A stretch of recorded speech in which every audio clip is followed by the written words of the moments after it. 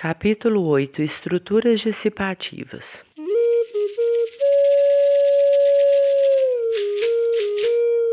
Estrutura e mudança.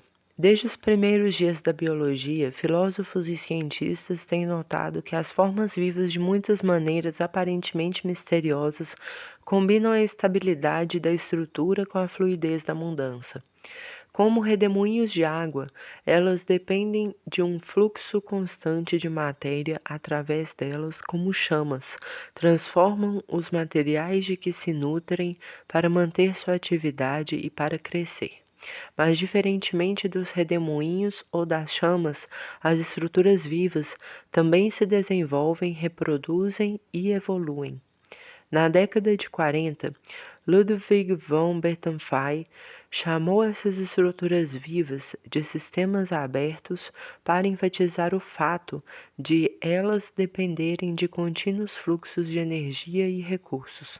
Ele introduziu o termo Fleischgewalt, equilíbrio fluente, para expressar a coexistência de equilíbrio e fluxo, estrutura e mudança em todas as formas de vida. Posteriormente, os ecologistas começaram a visualizar ecossistemas por meio de fluxogramas, mapeando os caminhos da energia e da matéria em várias teias alimentares. Esses estudos estabeleceram a reciclagem como princípio-chave da ecologia. Sendo sistemas abertos, todos os organismos de um ecossistema produzem resíduos, mas o que é resíduo para uma espécie é alimento para outra, de modo que os resíduos são continuamente reciclados e o ecossistema como um todo geralmente permanece isento de resíduos.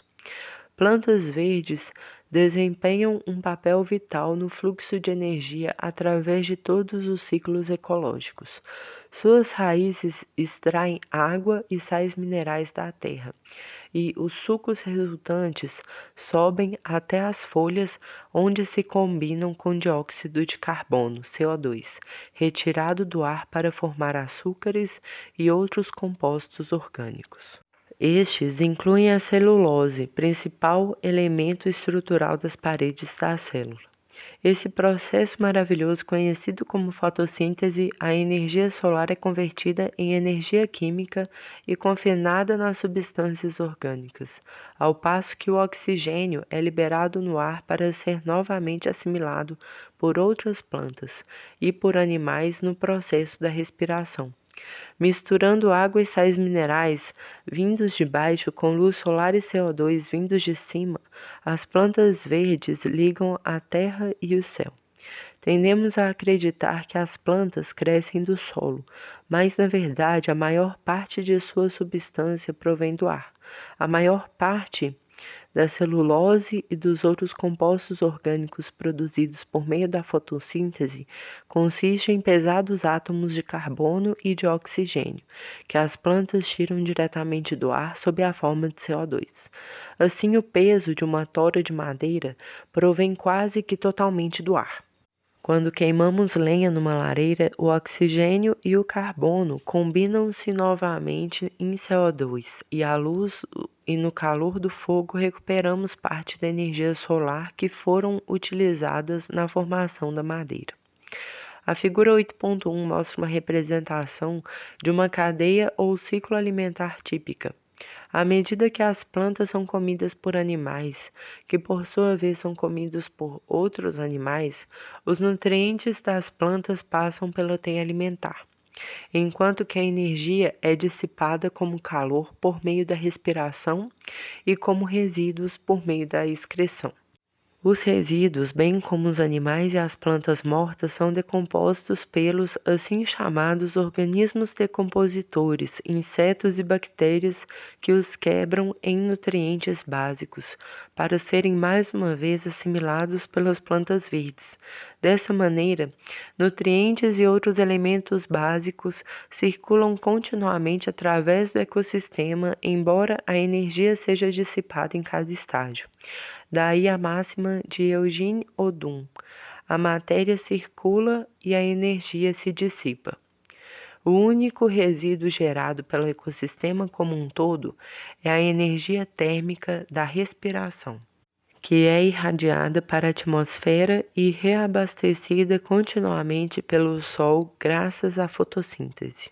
Em anos recentes, nosso conhecimento dessas teias alimentares tem se expandido e aprimorado de maneira considerável graças à teoria de Gaia, que mostra o complexo entrelaçamento entre sistemas vivos e não vivos ao longo de toda a biosfera. Plantas e rochas, animais e gases atmosféricos, micro-organismos e oceanos. Além disso, o fluxo de nutrientes através dos organismos de um ecossistema nem sempre é suave e uniforme, mas com frequência procede em pulsos, solavancos e transbordamentos. Nas palavras de Prigogine e Stiglitz, o fluxo de energia que cruza um organismo assemelha-se de algum modo ao fluxo de um rio, que em geral corre suavemente, mas de tempos em tempos cai numa queda d'água que libera parte da energia que contém. O entendimento das estruturas vivas como sistemas abertos forneceu uma nova e importante perspectiva, mas não resolveu o quebra-cabeça da coexistência entre estrutura e mudança, ordem e dissipação, até que Ilya Prigogine formulou sua teoria das estruturas dissipativas. Assim como Bertalan Fay combinara as concepções de fluxo e de equilíbrio para descrever sistemas abertos, Prigogine combinou dissipativa e estrutura para expressar suas tendências aparentemente contraditórias que coexistem em todos os sistemas vivos. No entanto, a concepção de Prigogine de estrutura dissipativa vai muito além da de sistema aberto, uma vez que também inclui a ideia de pontos de instabilidade nos quais novas estruturas e novas formas de ordem podem emergir. A teoria de Prigogine interliga as principais características das formas vivas no arcabouço conceitual e matemático coerente, que implica uma reconceitualização radical de muitas ideias fundamentais associadas com a estrutura, uma mudança de percepção, não equilíbrio, da estabilidade para a instabilidade, da ordem para a desordem, do equilíbrio para o não equilíbrio, do ser para o vir a ser. No centro da visão de Prigogine está a coexistência da estrutura e mudança, da quietude e movimento, como ele eloquentemente explica com relação a uma antiga escultura. Cada grande período da ciência tem levado a algum modelo da natureza. Para a ciência clássica, era o relógio. Para a ciência do século XIX, o período da Revolução Industrial era uma máquina parando. Qual será o símbolo para nós? O que temos em mente pode talvez ser expresso por meio de uma referência à escultura, de arte indiana ou pré-colombiana até a nossa época. Em algumas das mais belas manifestações da escultura, seja ela uma representação de Shiva dançando ou os templos em miniatura de guerreiro, aparece muito claramente a procura de uma junção entre quietude e movimento, entre tempo parado e tempo passando. Acreditamos que esse confronto dará ao nosso período seu caráter singular e específico. Não equilíbrio e não linearidade. A chave para o entendimento das estruturas dissipativas está na compreensão de que elas se mantêm num estado estável, afastado do equilíbrio. Essa situação é tão diferente dos fenômenos descritos pela ciência clássica que encontramos dificuldades com a linguagem convencional. As definições que os dicionários nos oferecem para a palavra estável incluem fixo, não flutuante e invariante, todas elas imprecisas para descrever estruturas dissipativas. Um organismo vivo é caracterizado por um fluxo e uma mudança contínua nas estruturas dissipativas. O equilíbrio químico e térmico ocorre quando todos esses processos param. Em outras palavras, um organismo em equilíbrio é um organismo morto. organismos vivos se mantêm continuamente num estado afastado do equilíbrio que é o estado da vida. Embora muito diferente do equilíbrio, esse estado é, não obstante, estável ao longo de extensos períodos de tempo, e isso significa que, como acontece num redemoinho de água, a mesma estrutura global é mantida a despeito do fluxo em andamento e da mudança dos componentes. Prigogine compreendeu que a termodinâmica clássica, a primeira ciência da complexidade, é inadequada para descrever sistemas afastados do equilíbrio, devido à natureza linear de sua estrutura matemática. Perto do equilíbrio no âmbito da termodinâmica clássica, há processos de fluxo denominados escoamentos, fluxes, mas eles são fracos. O sistema sempre evoluirá em direção a um estado estacionário no qual a geração de entropia ou desordem é tão pequena quanto possível. Em outras palavras, o sistema minimizará seus escoamentos, permanecendo tão perto quanto possível do estado de equilíbrio. Nesse âmbito, os processos de fluxo podem ser descritos por equações lineares. No maior afastamento do equilíbrio, os escoamentos são mais fortes. A produção de entropia aumenta e o sistema não tende mais para o equilíbrio. Pelo contrário, pode encontrar instabilidades que levam a novas formas de ordem, as quais afastam mais e mais o sistema do estado de equilíbrio. Em outras palavras, afastadas do equilíbrio, as estruturas dissipativas podem se desenvolver em formas de complexidade sempre crescente. Prigogine enfatiza o fato de que as características de uma estrutura dissipativa não poderem ser derivadas das propriedades de suas partes, mas são consequências da organização supramolecular. Correlações de longo alcance aparecem precisamente no ponto de transição do equilíbrio para o não equilíbrio, e a partir desse ponto em diante o sistema se comporta como um todo. Longe do equilíbrio, os processos de fluxo do sistema são interligados por meio de múltiplos laços de realimentação, e as equações matemáticas correspondentes são não lineares. Quanto mais afastada uma estrutura dissipativa está do equilíbrio, maior é sua complexidade, e mais elevado é o grau de não linearidade das equações matemáticas que a descrevem. Reconhecendo a ligação fundamental entre não equilíbrio e não linearidade, Prigogine e seus colaboradores desenvolveram uma termodinâmica não linear para sistemas afastados do equilíbrio. Utilizando as técnicas da teoria dos sistemas dinâmicos, a nova matemática da complexidade que estava desenvolvida. As equações lineares da termodinâmica clássica, notou Prigogine, podem ser analisadas em termos de atratores pontiformes. Quaisquer que sejam as condições iniciais do sistema, ele será atraído em direção a um estado estacionário de entropia mínima, tão próximo do equilíbrio quanto possível, e seu comportamento será completamente previsível. Como se expressa Prigogine, sistemas no âmbito linear tendem a esquecer suas condições iniciais. Fora da região linear, a situação é dramaticamente diferente. Equações não lineares geralmente têm mais de uma solução. Quanto mais alta for a não linearidade, maior será o número de soluções. Ou seja, novas situações poderão emergir a qualquer momento. Matematicamente, isso significa que o sistema encontrará, nesse caso, um ponto de bifurcação, no qual ele poderá se ramificar num estado inteiramente novo. Veremos mais adiante que o comportamento do sistema nesse ponto de bifurcação, em outras palavras, por qual das várias novas ramificações disponíveis ele seguirá, depende da história anterior do sistema. No âmbito não linear, as condições iniciais não são mais esquecidas. Além disso, a teoria de Prigogine mostra que o comportamento de uma miniatura estrutura dissipativa afastada do equilíbrio não segue mais uma lei universal, mas é específico do sistema. Perto do equilíbrio, encontramos fenômenos repetitivos e leis universais.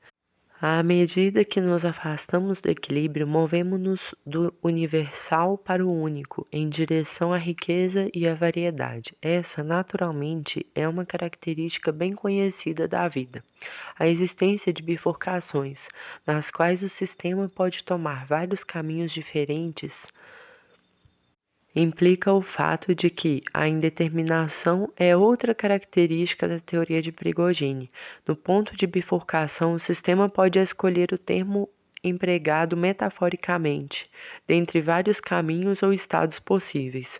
Qual caminho ele tomará é algo que depende da história do sistema e várias condições externas.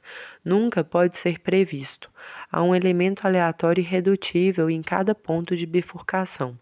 Essa indeterminação nos pontos de bifurcação é um dos dois tipos de imprevisibilidade na teoria das estruturas dissipativas.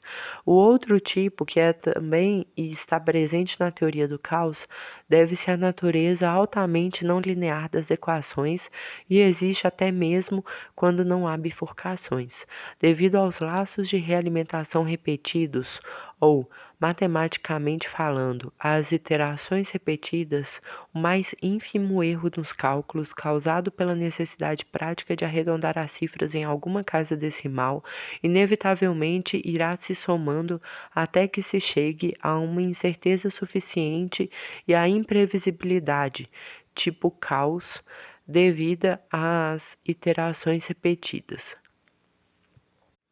Depois disso, a trajetória do sistema se esquiva de nós. Desse modo, a teoria de Prigogine, assim como a teoria quântica e a teoria do caos, lembra-nos mais uma vez que o conhecimento científico nos oferece apenas uma janela limitada para o universo.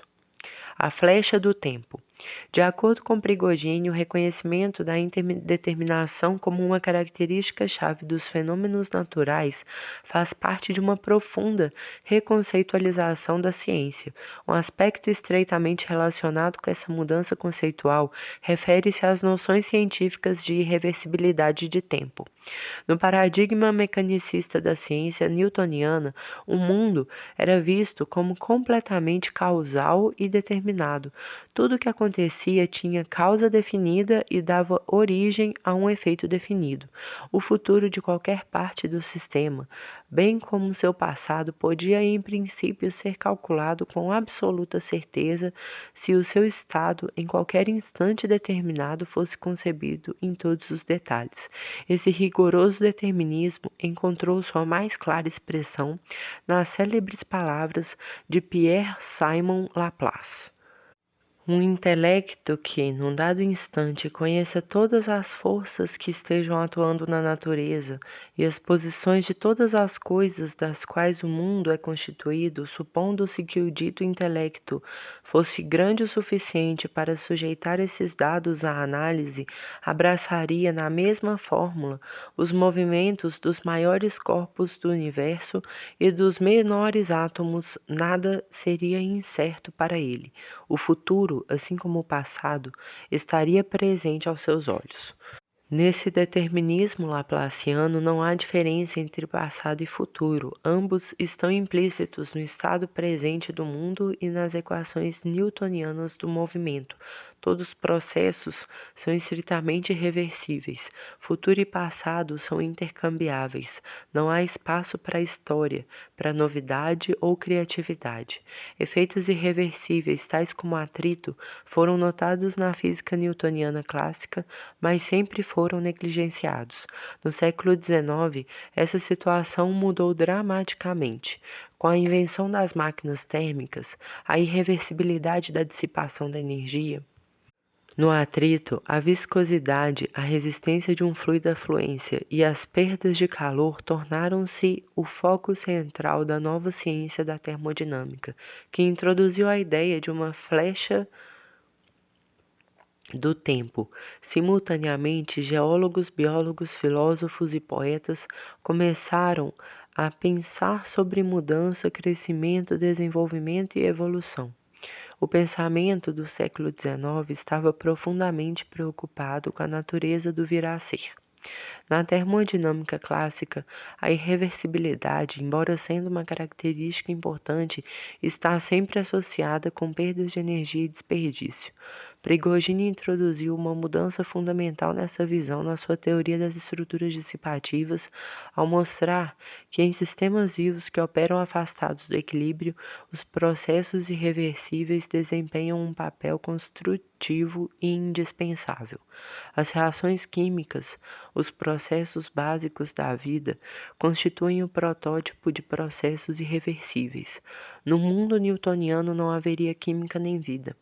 A teoria de Prigogine mostra como um tipo particular de processos químicos, os laços catalíticos que são essenciais aos organismos vivos, levam a instabilidades por meio de realimentação de autoamplificação repetida, e como novas estruturas de complexidade sempre crescente emergem em sucessivos pontos de bifurcação. A irreversibilidade, concluiu Prigogine, é o mecanismo que produz ordem a partir do caos. Desse modo, a mudança conceitual na ciência defendida por Prigogine é uma mudança de processos reversíveis deterministas para processos indeterminados e irreversíveis, uma vez que os processos irreversíveis são essenciais à química e à vida, ao passo que a permutabilidade entre futuro e passado é parte integral da física. Parece que a reconceitualização de Prigogine deve ser vista no conceito mais amplo discutido no início deste livro em relação com a ecologia profunda como parte da mudança de paradigma da física para as ciências da vida, ordem e desordem. A flecha do tempo introduzida na termodinâmica clássica não apontava para uma ordem crescente, apontava para fora dessa ordem. De acordo com a segunda lei na termodinâmica, há uma tendência nos fenômenos físicos da ordem para a desordem, da entropia sempre crescente. Uma das maiores façanhas de Prigogine foi a de resolver o paradoxo das duas visões contraditórias da evolução na física e na biologia. Uma delas de uma máquina parando e a outra de um mundo vivo desdobrando-se em direção a uma ordem e uma complexidade crescentes. Nas próprias palavras de Prigogine, há uma questão que nos atormentou por mais de um século. Que significação tem a evolução de um ser vivo no mundo descrito pela termodinâmica, um mundo de desordem sempre crescente? Na teoria de Prigogine, a segunda lei da termodinâmica ainda é válida, mas a relação entre entropia e desordem é vista sob nova luz. Para entender essa nova percepção, é útil rever as definições clássicas de entropia e de ordem. A concepção de entropia foi introduzida no século XIX por Rudolf Clausius, um físico e matemático alemão, para medir a dissipação de energia em calor e atrito. Clausius definiu a entropia gerada num processo térmico como a energia dissipada dividida pela temperatura na qual o processo ocorre. De acordo com a segunda lei, essa entropia se mantém aumentando à medida que o processo térmico continua. A energia dissipada nunca pode ser recuperada, e esse sentido em direção a uma entropia sempre crescente define a flecha do tempo. Embora a dissipação da energia em calor e pelo atrito seja uma experiência comum, uma questão enigmática surgiu logo que a segunda lei foi formulada. O que exatamente causa a irreversibilidade? Na física newtoniana, os efeitos do atrito foram, usualmente, negligenciados porque não eram considerados muito importantes. No entanto, esses efeitos podem ser levados em consideração dentro do arcabouço newtoniano. Em princípio, argumentaram os cientistas, deve-se ser capaz de utilizar as leis do movimento de Newton para descrever a dissipação de energia no nível das moléculas, em termos de cascatas de colisões. Cada uma dessas colisões é um evento reversível e, portanto, deveria ser perfeitamente possível acionar todo o processo no sentido contrário. A dissipação da energia, que é irreversível no nível macroscópico de acordo com a segunda lei e com a experiência comum, parece composta de eventos completamente irreversíveis no nível microscópico. Portanto, onde a irreversibilidade se insinua? Esse mistério foi solucionado na virada do século pelo físico austríaco Ludwig Boltzmann, um dos maiores teóricos da termodinâmica clássica, que deu um novo significado à concepção de entropia e estabeleceu a ligação entre entropia e ordem. Seguindo uma linha de raciocínio desenvolvida originalmente por James Clerk Maxwell, o fundador da mecânica estatística, Boltzmann imaginou um engenhoso experimento do pensamento para examinar a concepção de entropia no nível molecular. Vamos supor que temos uma caixa, raciocinou Boltzmann, dividida em dois compartimentos iguais por uma divisória imaginária no centro e 8 moléculas distinguíveis numeradas de 1 a 8, como bolsas de bilhar. Quantas maneiras existem para distribuir essas partículas na caixa de modo tal que um certo número delas esteja do lado esquerdo da divisória e o restante do lado direito? Em primeiro lugar, coloquemos todas as 8 partículas do lado esquerdo. Há somente uma maneira de se fazer isso.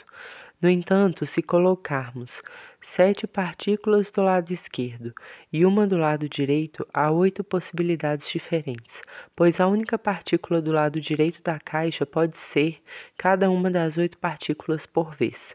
Desde que as moléculas são distinguíveis, todas essas 8 possibilidades são contadas como arranjos diferentes. De maneira semelhante, há 28 diferentes arranjos para 6 partículas à esquerda e 2 à direita. Uma fórmula geral para todas essas permutações pode ser facilmente deduzida. Ela mostra que o número de possibilidades aumenta à medida que a diferença entre o número de partículas à esquerda e à direita torna-se menor, alcançando um máximo de 70 diferentes arranjos quando há uma distribuição igual de moléculas, 4 de cada lado. Boltzmann deu aos diferentes arranjos o nome de compleições, complexions, e as associou à concepção de ordem. Quanto menor for o número de compleições, mais elevada será a ordem. Desse modo, no nosso exemplo, o primeiro estado, com todas as 8 partículas de um lado só, exibe a ordem mais elevada, enquanto a distribuição igual com 4 partículas de cada lado representa a desordem máxima. É importante enfatizar o fato de que a concepção de ordem foi introduzida por Boltzmann é uma concepção termodinâmica, na qual as moléculas estão em constante movimento. No nosso exemplo, a divisória da caixa é puramente imaginária, e as moléculas em movimento aleatório permanecerão cruzando essa divisória. Ao longo do tempo, o gás estará em diferentes estados, isso é, com diferentes números de moléculas nos dois lados da caixa, e o número de compleições para cada um desses estados está relacionado com seu grau de ordem. Essa definição de ordem em termodinâmica é muito diferente das rígidas noções de ordem e equilíbrio na mecânica newtoniana. Vamos examinar outro exemplo da concepção de ordem segundo Boltzmann, um exemplo que está mais perto da existência cotidiana. Vamos supor que enchemos um recipiente, um saco, com 2 tipos de areia, a metade do fundo com areia preta e a metade do topo com areia branca. Este é um estado de ordem elevada. Há somente uma compleição possível. Em seguida, agitamos o recipiente para misturar os grãos de areia. À medida que a areia branca e a areia preta se misturam mais e mais, o número de compleições possíveis aumenta, e com ela o grau de desordem, até que chegamos a uma mistura igual, na qual a areia é de um cinza uniforme e a desordem é máxima. Com a ajuda de sua definição de ordem, Boltzmann então podia analisar o comportamento das moléculas em um gás, usando os métodos estatísticos introduzidos por Maxwell para descrever o movimento aleatório das moléculas. Boltzmann notou que o número de compleições possíveis de qualquer estado mede a probabilidade de o gás encontrar nesse estado. É desse modo que a probabilidade é definida. Quanto maior for o número de compleições para um certo arranjo, mais provável será a ocorrência desse estado num gás com moléculas em movimento aleatório. Desse modo, o número de compleições possíveis para um certo arranjo de moléculas mede tanto o grau de ordem desse estado como a probabilidade de sua ocorrência. Quanto mais alto for o número de compleições, maior será a desordem, e maior será a probabilidade de o gás se encontrar nesse estado. Portanto, Boltzmann concluiu que o movimento da ordem para a desordem é um movimento de um estado improvável para um estado provável, identificando entropia e desordem com o número de compleições. Ele introduziu uma definição de entropia em termos de probabilidades. De acordo com Boltzmann, não há nenhuma lei da física que proíba o movimento da desordem para a ordem, mas, com um movimento aleatório da molécula em tal sentido para o movimento, é muito improvável. Quanto maior for o número de moléculas, mais alta será a probabilidade de movimento da ordem para a desordem. E com o número enorme de partículas que há num gás, essa probabilidade para todos os propósitos práticos torna-se certeza. Quando você agita um recipiente com areia branca e preta, você pode observar os dois tipos de grão afastando-se uns dos outros, aparentemente de maneira milagrosa, de modo a criar o estado altamente ordenado de separação completa, mas é provável que você tenha de sacudir o recipiente durante alguns milhões de anos para que esse evento aconteça. Na linguagem de Boltzmann, a segunda lei da termodinâmica significa que qualquer sistema fechado tenderá para o estado de probabilidade máxima, que é o estado de desordem máxima. Matematicamente, esse estado pode ser definido como o estado atrator do equilíbrio térmico. Uma vez que o equilíbrio tenha sido atingido, é provável que o sistema não se afaste dele. Às vezes, o movimento aleatório das moléculas resultará em diferentes estados, mas estes estarão próximos do equilíbrio e existirão somente durante curtos períodos de tempo. Em outras palavras, o sistema simplesmente flutuará ao redor do estado de equilíbrio térmico. A termodinâmica clássica, então, é apropriada para descrever fenômenos no equilíbrio ou próximos do equilíbrio. A teoria de Prigogine das estruturas dissipativas, ao contrário, aplica-se a fenômenos termodinâmicos afastados do equilíbrio, nos quais as moléculas não estão em movimento aleatório, mas são interligadas por meio de múltiplos laços de realimentação, descritos por equações não lineares. Essas equações não são mais dominadas por atratores pontiformes, o que significa que o sistema não tende mais para o equilíbrio. Uma estrutura dissipativa se mantém afastada do equilíbrio e pode até mesmo se afastar cada vez mais dele por meio de uma série de bifurcações.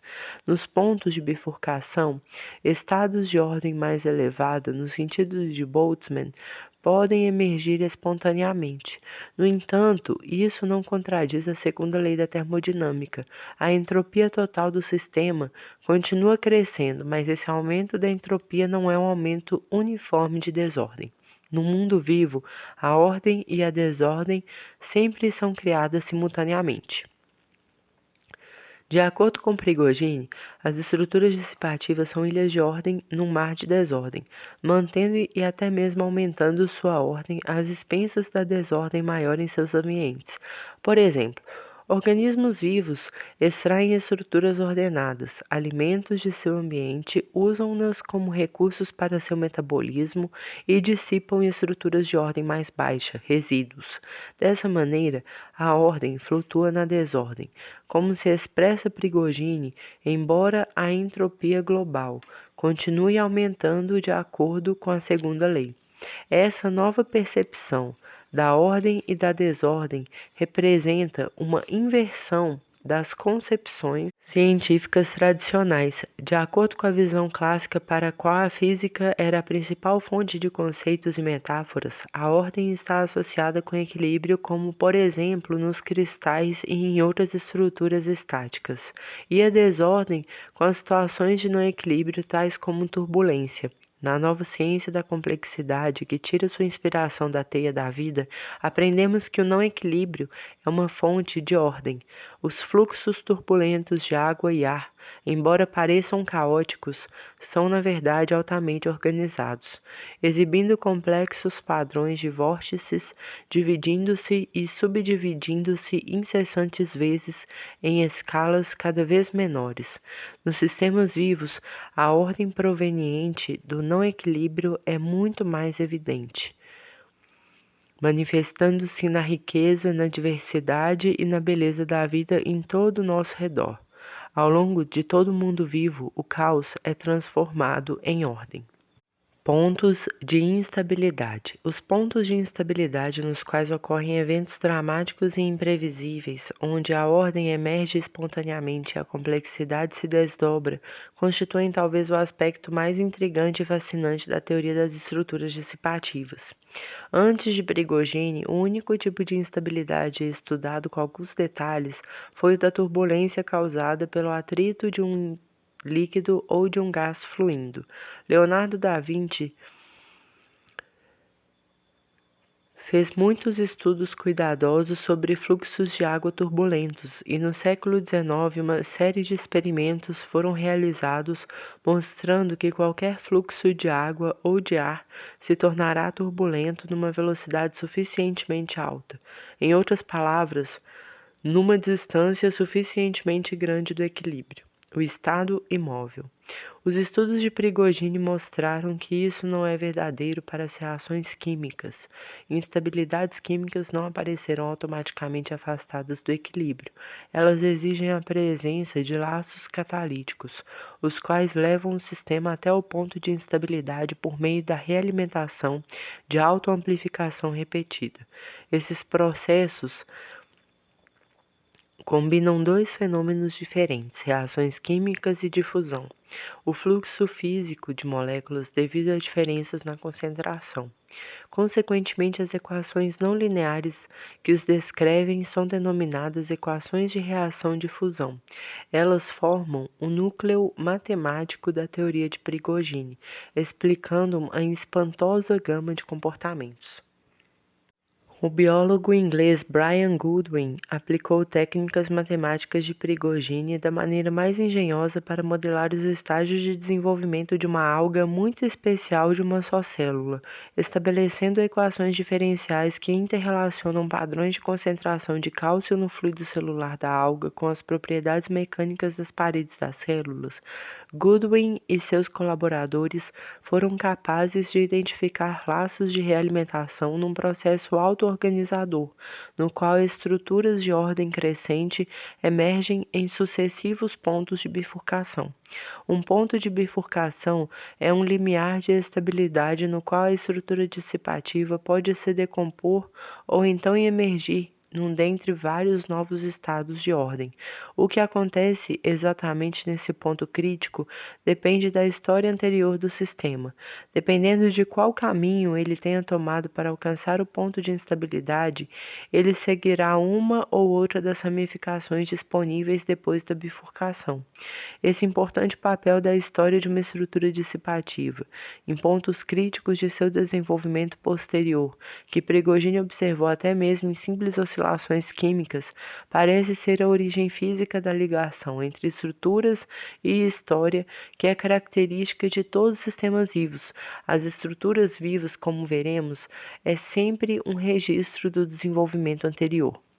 No ponto de bifurcação, a estrutura dissipativa também mostra uma sensibilidade extraordinária para pequenas flutuações no seu meio ambiente. Uma minúscula flutuação aleatória, frequentemente chamada de ruído, pode induzir a escolha do caminho. Uma vez que todos os sistemas vivos existem em meios ambientes que flutuam continuamente, e uma vez que nunca podemos saber que flutuação ocorrerá no ponto de bifurcação justamente no momento certo, nunca podemos predizer o futuro caminho que o sistema irá seguir. Desse modo, toda descrição determinista desmorona quando uma estrutura dissipativa cruza o ponto de bifurcação. Flutuações diminutas no ambiente levarão a uma escolha da ramificação que ela seguirá, uma vez que, num certo sentido, são essas flutuações aleatórias que levarão à emergência de novas formas de ordem. Prigogine introduziu a expressão ordem por meio de flutuações para descrever a situação. As questões da teoria de Prigogine são equações deterministas. Elas governam o comportamento do sistema entre pontos de bifurcação, embora flutuações aleatórias sejam decisivas nos pontos de instabilidade. Assim, processos de auto-organização em condições afastadas do equilíbrio correspondem a uma delicada interação entre acaso e necessidade, entre flutuações e leis deterministas.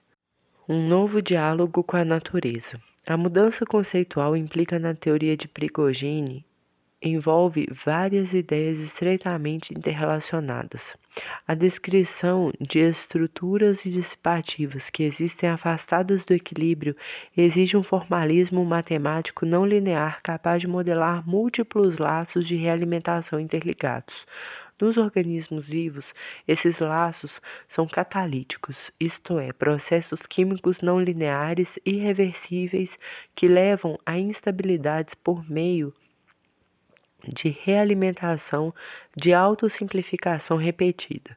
Quando uma estrutura dissipativa atinge um tal ponto de instabilidade denominado ponto de bifurcação, um elemento de indeterminação entra na teoria. No ponto de bifurcação, o comportamento do sistema é inerentemente imprevisível. Em particular, novas estruturas de ordem e complexidade mais altas podem emergir espontaneamente. Desse modo, a auto-organização, a emergência espontânea de ordem, resulta dos efeitos combinados do não equilíbrio, da irreversibilidade dos laços, da realimentação e da instabilidade.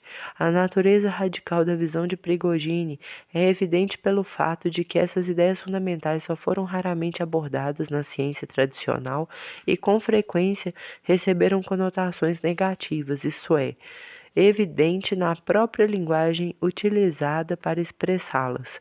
Não equilíbrio, não linearidade, instabilidade, indeterminação e assim por diante.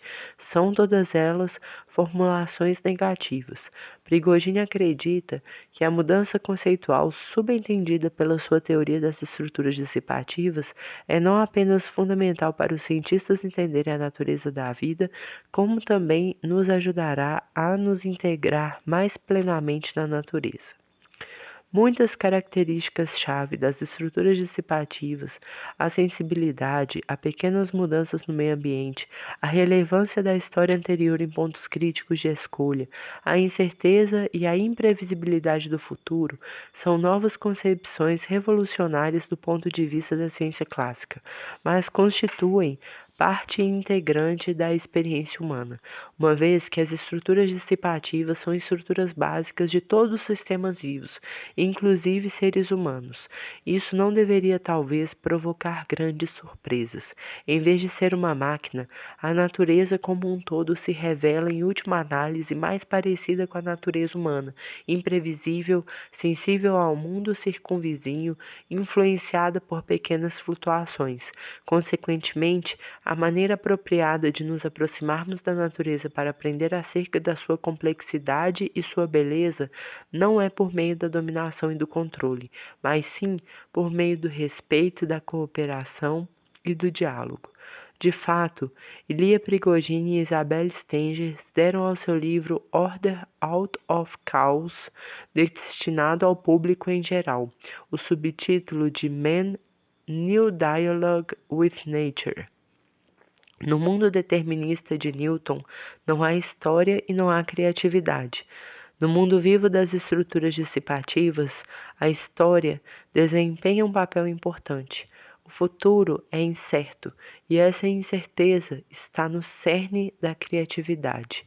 Atualmente, reflete Prigogine, O mundo que vemos fora de nós e o mundo que vemos dentro de nós estão convergindo. Essa convergência dos dois mundos é talvez um dos eventos culturais importantes da nossa era.